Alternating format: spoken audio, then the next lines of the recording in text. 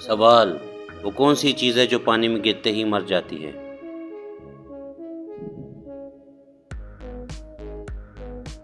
इसका सही जवाब है आग। सवाल, दुनिया की वो कौन सी चीज़ है जिसकी रफ्तार सबसे ज़्यादा है?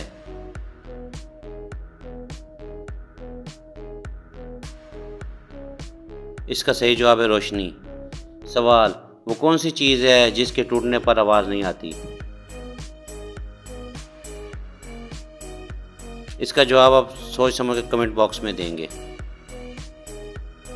सवाल, वो कौन सी चीज़ है जो नहाने के बाद भी गीली नहीं होती?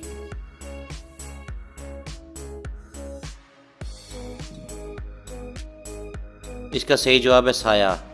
सवाल, वो कौन सी चीज़ है जो बढ़ती है मगर कभी कम नहीं होती?